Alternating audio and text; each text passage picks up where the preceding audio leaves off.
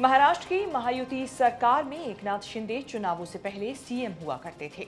चुनावों के बाद सीधे डिप्टी सीएम हो गए। चुनाव में बीजेपी का वजन इतना बड़ा कि सरकार चलाने के लिए एकनाथ शिंदे की शिवसेना की जरूरत नहीं रही। फिर भी बीजेपी, शिवसेना, एनसीपी एक साथ हैं, लेकिन सरकार में शिंदे का रुआब नहीं रहा। फडणवीस शिंदे को ये फील कराने का कोई मौका नहीं छोड़ रहे। शिंदे के विधायक उन्हें ऐसा मौका देने का मौका चूक नहीं रहे। मंत्री संजय शिरसाट के कांड के बाद शिवसेना के विधायक संजय गायकवाड़ ने कुछ ऐसा कर दिया जिसने फडणवीस को शिवसेना पर चढ़ने का मौका दे दिया है। संजय गायकवाड़ का एक वीडियो जबरदस्त वायरल है जिसमें वो मुंबई में आकाशवाणी एमएलए हॉस्टल के कैंटीन के कर्मचारी को पीट रहे हैं। बस इतनी सी बात पर कि उन्होंने जो दाल खाने में दी वो बासी निकली। आग बबूला होकर संजय गायकवाड़ कैंटीन में पहुंचे और स्टाफ को धो डाला।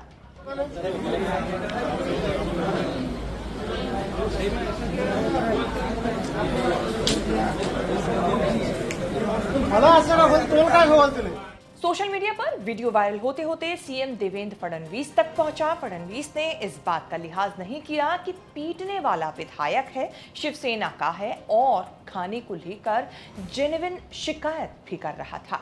विधान परिषद में भाषण देते हुए फडणवीस ने कह दिया कि संजय गायकवाड़ ने इनएप्रोप्रिएट बिहेवियर किया। जो किया उसे जनता के सारे विधायकों की प्रतिष्ठा खराब हुई। चाहते तो कुछ और कहकर बच भी सकते थे और गायकवाड़ को बचा भी सकते थे।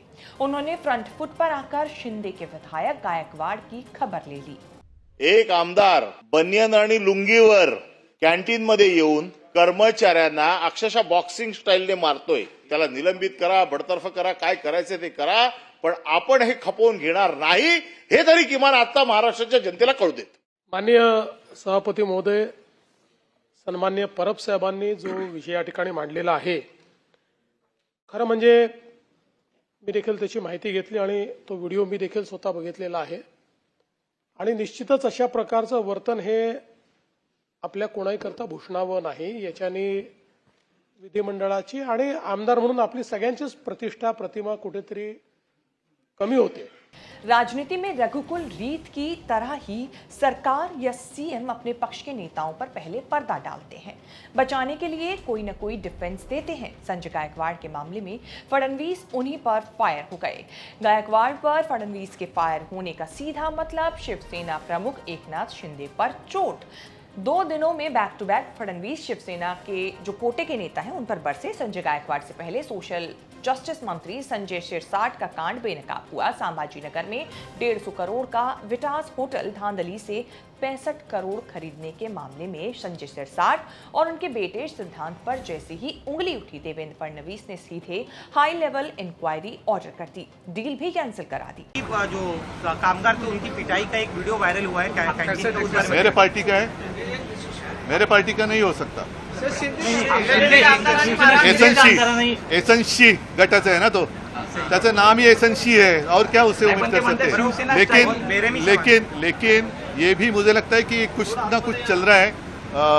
मुख्यमंत्री जी को बदनाम करने का कुछ तो साजिश चल रही है। तो मुख्यमंत्री उन्होंने उनकी अँटेना जो है वो ऑन रखनी चाहिए आणि मला असं वाटतं की असं जर का कोण वागत असेल तर मुख्यमंत्र्यांनी असं मी ऐकलं की त्यांच्यावरती सक्त कारवाई करण्याचे आदेश दिलेत। करतात की नाही ते थोड्या दिवसात कळेल, नाहीतर मग मी म्हणेन की मुख्यमंत्र्यांचं त्याला पाठबळ आहे की काय। पण गायकवाड असं म्हणतात ही शिवसेना स्टाईल आहे, ही शिवसेना स्टाईल नाहीये आणि ते मुळामध्ये ते शिवसैनिक नातं नाहीच आहे, ते एसएनसी गटाचे आहेत।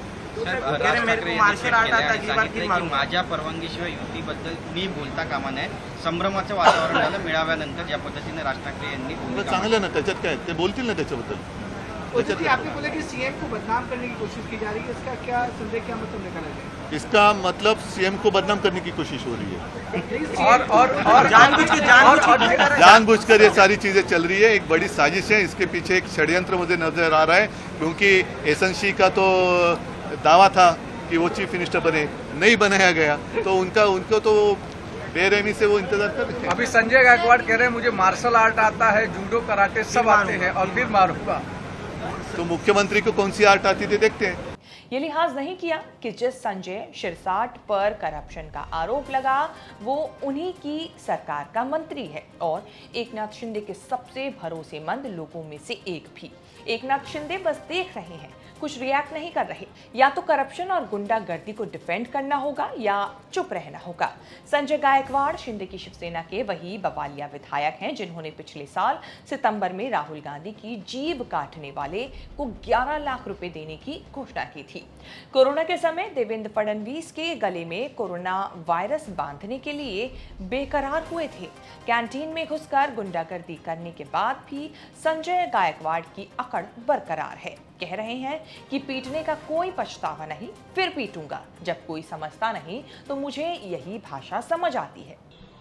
फिर मैंने उनको बताया कि मैंने आपको 10 बार इसे समझाया कि आप खाना अच्छे से दिया करो। आप हमारी ज़िंदगी से खेल रहे हैं, हमारी जान से खेल रहे हैं। ये अगर हम ये पॉइजन वाला खाना खाएंगे तो हम कल हमारी जान को कुछ भी हो सकता है।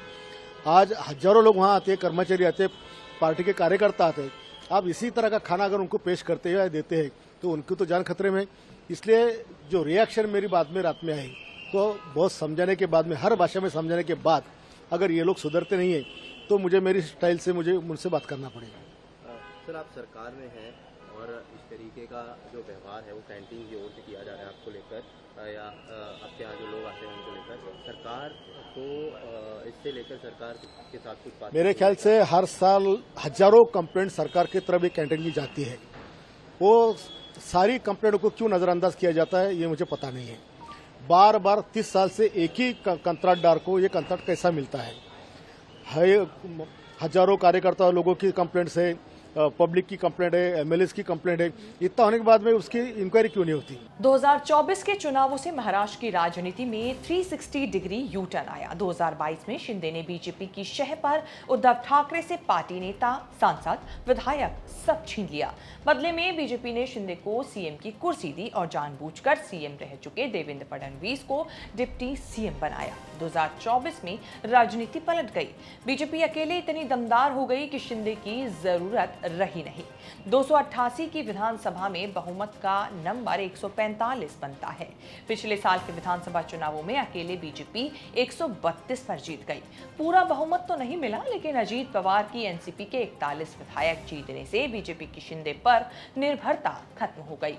शिंदे की शिवसेना 38 में से 57 होकर भी बस सजावट की पार्टी बनी हुई है। शिंदे नाराज हों या राजी, खुशी से रहें, बीजेपी को अब इससे फर्क नहीं पड़ता। संजय शिरसाट और संजय गायकवाड़ के मामले में चढ़ाई करके फडणवीस बस यही मैसेज देने की लगातार कोशिश कर रहे हैं।